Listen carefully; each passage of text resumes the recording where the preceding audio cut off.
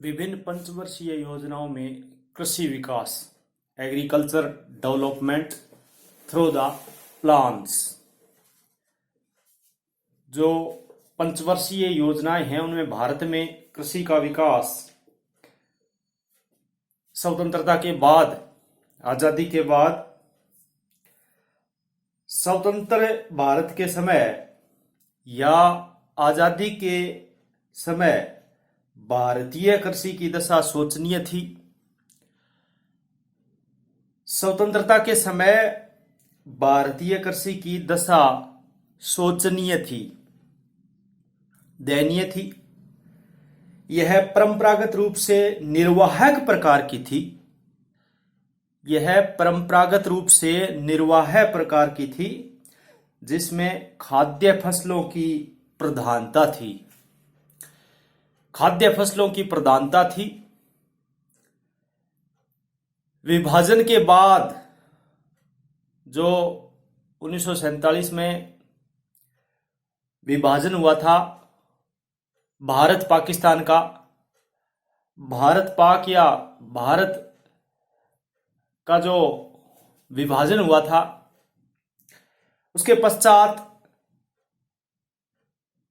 गेहूं का 30%, चावल का 28%, जूट का लगभग 77%, 77, कपास का 27% के अंतर्गत, जो गेहूं, चावल, जूट तथा कपास, इसके अंतर्गत जो एरिया, काफी क्षेत्र पाकिस्तान में चले जाने के कारण, भारतीय कृषि की दशा, भारतीय जो खेती है उनकी दशा बदतर हो गई। देश की बड़ी मात्रा में जो भारत देश है उसको बड़ी मात्रा में विदेशों से खाद्यान्न आयात करना पड़ा।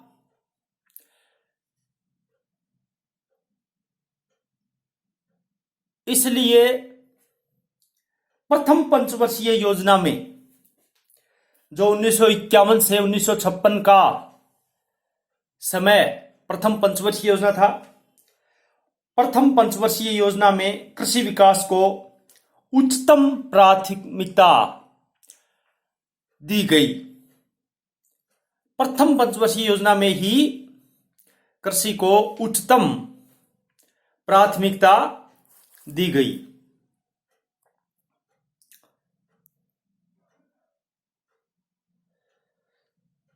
प्रथम पंचवर्षीय योजना जो 1951 से 56 तक निर्धारित थी, इस योजना में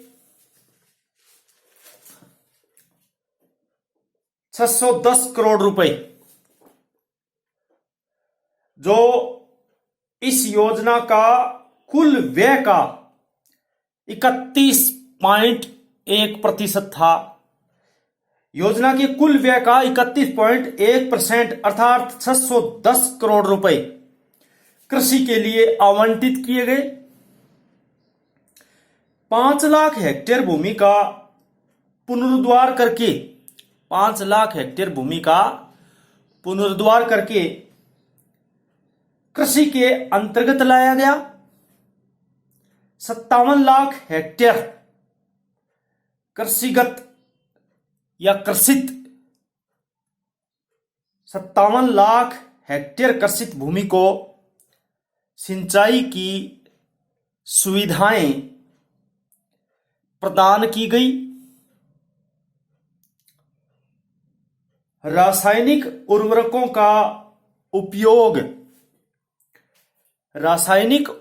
का उपयोग दुगुना हो गया। कृषि विकास दर 2.8% रही।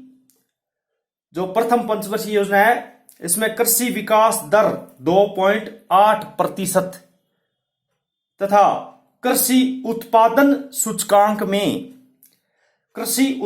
सूचकांक में 22% की वृद्धि हुई। खाद्यान्नों में 29.5%, लगभग 30%, 29.5%।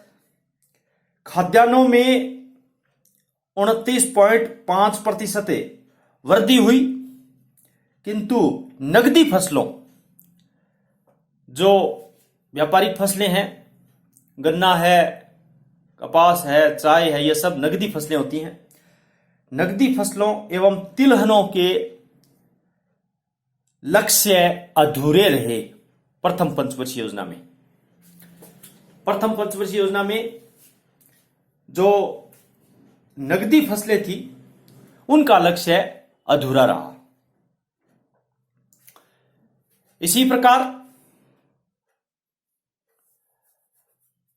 जो कृषि का विकास द्वितीय पंचवर्षीय योजना 1956 से 1961, द्वितीय पंचवर्षीय योजना में भारत में कृषि का विकास का अवलोकन करें। जो द्वितीय पंचवर्षीय योजना थी 1956 से 1961, इस योजना में कृषि को उद्योग की अपेक्षा, द्वितीय पंचवर्षीय योजना में कृषि को उद्योग की अपेक्षा कम प्राथमिकता दी गई, अर्थात उद्योगों को ज्यादा प्राथमिकता दी गई, कृषि को कम प्राथमिकता दी गई। उद्योगों को अधिक प्राथमिकता और उसकी अपेक्षा कृषि को कम। कृषि के लिए 950 करोड़ रुपए, द्वितीय पंचवर्षीय योजना में कृषि के लिए 950 करोड़ रुपए, जो कुल योजना व्यय का कितना था, 20.6%। द्वितीय पंचवर्षीय योजना के कुल योजना व्यय का 20.6% जो भाग है वो कृषि के लिए निर्धारित किया गया, जो 950 करोड़ रुपए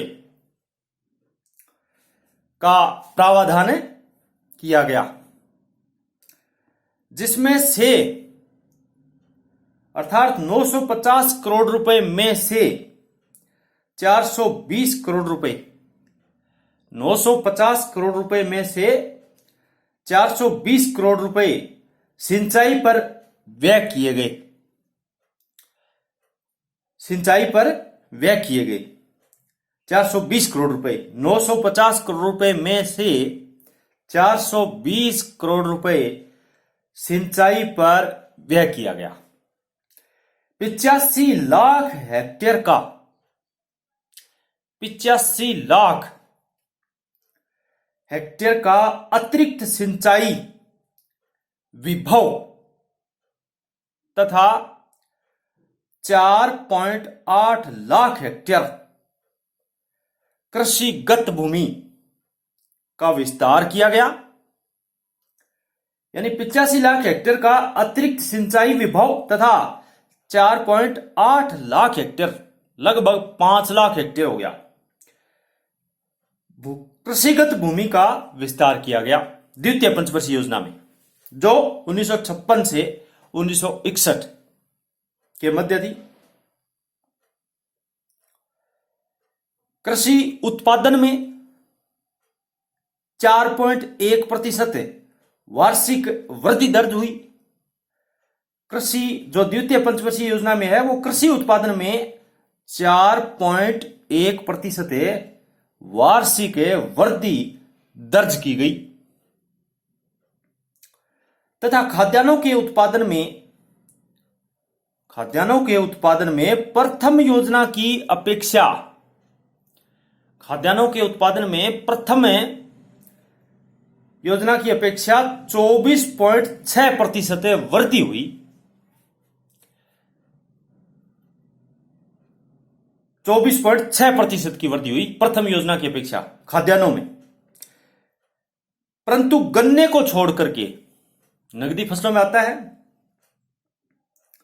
गन्ने को छोड़कर सभी नगदी फसलों तथा तिलहनों में लक्ष्य से कम उत्पादन हुआ। यानी गन्ने को छोड़ करके, गन्ना है वो लक्ष्य को पार कर गया था, अपना लक्ष्य निर्धारित था उसमें। गन्ने को छोड़ करके सभी नगदी फसलों तथा तिलहनों में लक्ष्य से कम उत्पादन हुआ। सूखे की दशाओं, अनावृष्टि, सूखे की दशाओं तथा कृषि को निम्नतम प्राथमिकता देने के कारण, क्योंकि उद्योगों को प्राथमिकता दी गई थी, निम्नतम प्राथमिकता देने के कारण यह स्थिति रही। इसके परिणाम स्वरूप मूल्य वृद्धि, खाद्यान्नों का आयात तथा राष्ट्रीय अर्थव्यवस्था में अस्थिरता उत्पन्न हुई। द्वितीय पंचवर्षीय योजना में कृषि को उद्योग की अपेक्षा प्राथमिकता कम थी, उद्योगों को एक नंबर पर रखा गया था द्वितीय पंचवर्षीय योजना में, और कृषि पर ध्यान कम दिया गया था। तो परिणाम यह हुआ कि मूल्य में वृद्धि, खाद्यान्नों का आयात करना पड़ा और राष्ट्रीय अर्थव्यवस्था में अस्थिरता उत्पन्न हो गई। इसके बाद आती है तृतीय पंचवर्षीय योजना, जो 1961 से 1966, 61 to 66 तृतीय पंचवर्षीय योजना 1961 से 1966 के मध्य। इस योजना में 1754 करोड़ रुपए, 1754 करोड़ रुपए, जो कुल योजना व्यय का 20.5%, 20.5%, जो तृतीय पंचवर्षीय योजना का जो कुल व्यय था उसका 20.5%, जो 1754 करोड़ रुपए कृषि के लिए आवंटित किए गए, जो 1962 में चीन तथा पाकिस्तान, 62 में चीन और 65 में पाकिस्तान से युद्ध, जो चीन तथा पाकिस्तान का जो युद्ध हुआ था चाइना में 1962 में हुआ था, और पाकिस्तान का 1965 में पाकिस्तान के साथ में युद्ध हुआ था। तृतीय पंचवर्षीय योजना के अंतर्गत एक तो ये युद्ध की और एक भयंकर सूखे की स्थिति, जो 1965-66 में अकाल पड़ा था, भयंकर सूखा पड़ा था। तो दो देशों के साथ में युद्ध प्लस भयंकर सूखा, अकाल के कारण 65-66 में अकाल की स्थिति, भयंकर सूखे की स्थिति, और 65 में ही पाकिस्तान के साथ युद्ध और 62 में चाइना के साथ युद्ध। तो इनके कारण कृषि उत्पादन लक्ष्य, जो कृषि का उत्पादन लक्ष्य था वो नीचा रहा, कृषि उत्पादन लक्ष्य के नीचे रहा, जो निर्धारित लक्ष्य था उसके नीचे रह गया। क्योंकि तीन कारण महत्वपूर्ण रहे, पाकिस्तान के साथ, चाइना के साथ और भयंकर सूखा, अकाल। खाद्यान्नों तथा नकदी फसलों, एक गन्ने को अपवाद के रूप में छोड़ करके, गन्ने को छोड़ करके खाद्यान्नों तथा नकदी फसलों के उत्पादन में उतार चढ़ाव की प्रवृत्ति बनी रही। गन्ने को छोड़ करके, गन्ना एक अपवाद के रूप में है, गन्ने के अपवाद सहित कृषि की दृष्टि से यह योजना पूर्णतः असफल रही। कई बार प्रश्न आता है। तृतीय पंचवर्षीय योजना जो 1961 से 66 के बीच थी, वो कृषि की दृष्टि से पूर्णतः असफल रही। परंतु कृषि में आत्मनिर्भरता के लिए सघन कृषि जिला कार्यक्रम, जिसको IADP बोलते हैं, सघन कृषि जिला कार्यक्रम तथा सघन कृषि क्षेत्र कार्यक्रम, जिसको IAAP बोलते हैं, सघन कृषि क्षेत्र कार्यक्रम एवं सघन कृषि जिला कार्यक्रम प्रारंभ किए गए थे तृतीय पंचवर्षीय योजना में। इसके बाद चतुर्थ पंचवर्षीय योजना, चौथी पंचवर्षीय योजना, जो 1969 से 1974, 69 to 74, चतुर्थ पंचवर्षीय योजना, चौथी पंचवर्षीय योजना। इस योजना में 3,814 करोड़ रुपए, 3,814 करोड़ रुपए, जो कुल योजना व्यय का 24%, कुल योजना का 24% करोड़ रुपए कृषि के लिए आवंटित किए गए। 3,814 करोड़ रुपए कृषि के लिए आवंटित किए गए थे, जो कुल योजना व्यय का 24% था। कृषि में 5% वार्षिक दर निश्चित की गई। कृषि में 5% वार्षिक दर निश्चित की गई। योजना के दौरान 15.6 मिलियन हेक्टेयर, 15.6 मिलियन हेक्टेयर अतिरिक्त कृषित क्षेत्र पर सिंचाई की सुविधाएं विकसित की गई। नकदी फसलों, गन्ने की अपवाद सहित है, जो कृषि का जो 5% वार्षिक वृद्धि निश्चित की गई थी और 5.5% वार्षिक दर जो निश्चित की गई थी, और कृषि उत्पादन की वास्तविक वार्षिक वृद्धि दर 3.1% रही। 3.1% रही। लक्ष्य था 5% का, 3.1% रही।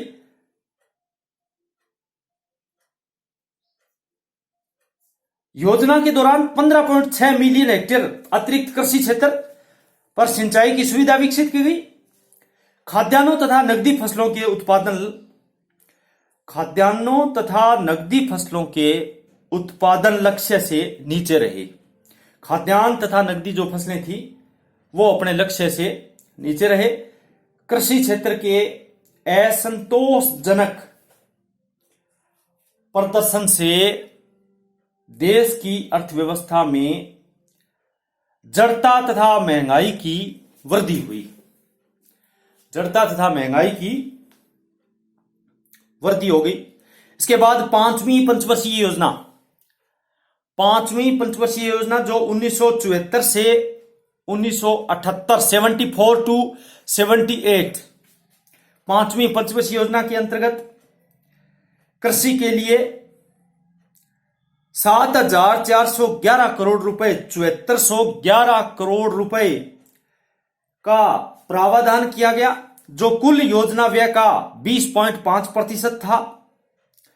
कुल योजना व्यय का 20.5% आत्मनिर्भरता तथा निर्धनता उन्मूलन योजना के प्रमुख लक्ष्य निर्धारित किए गए।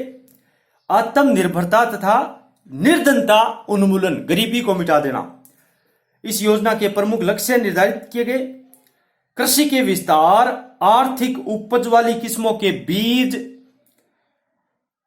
कृषकों को अनुदान एवं ऋण, सूखा तथा वर्षा पोषित क्षेत्रों में शुष्क कृषि को प्रोत्साहन आदि पर विशेष बल दिया गया।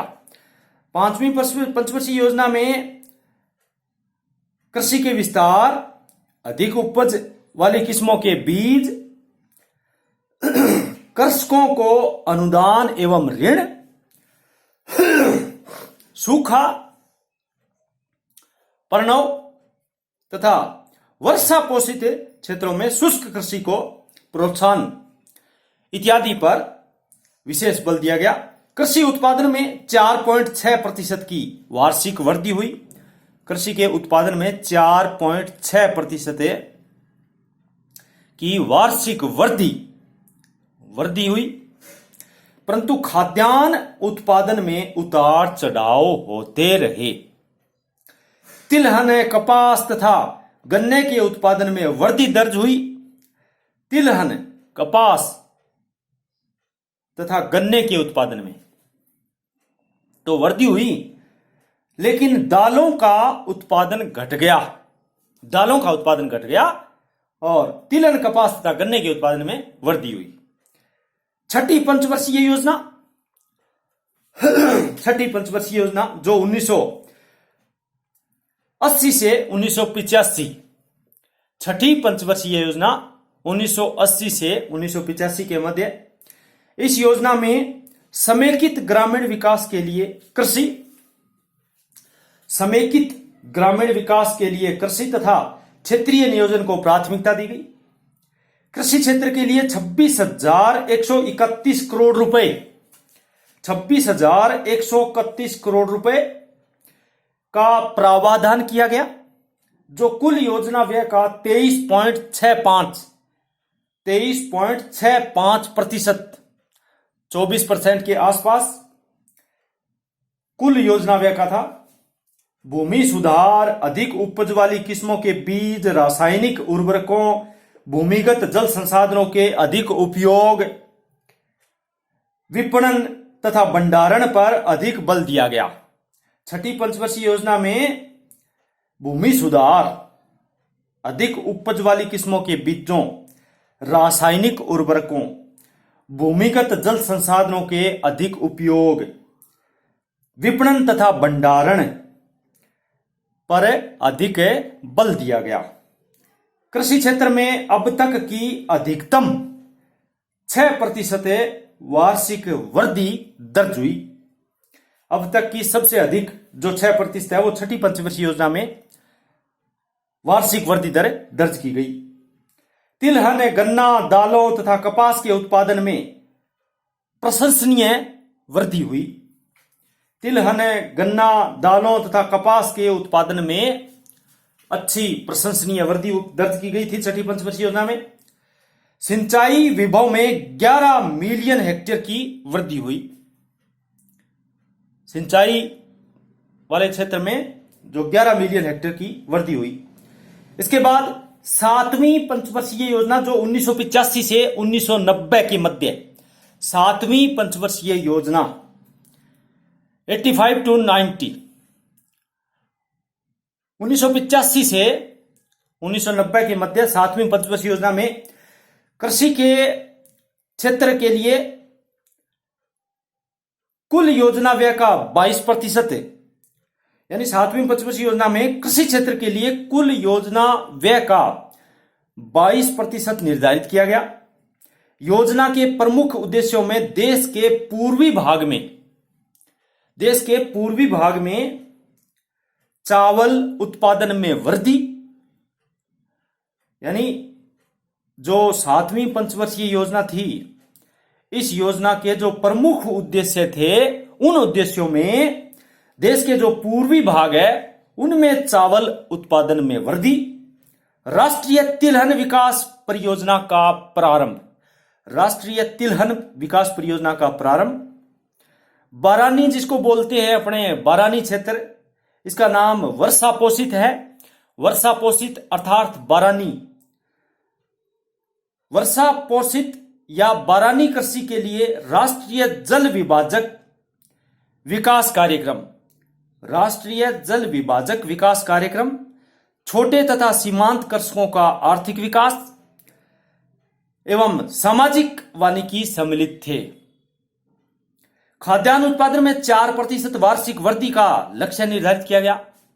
खाद्यान्न उत्पादन में 4% वार्षिक वृद्धि का लक्ष्य निर्धारित किया गया। चावल, मोटे अनाज,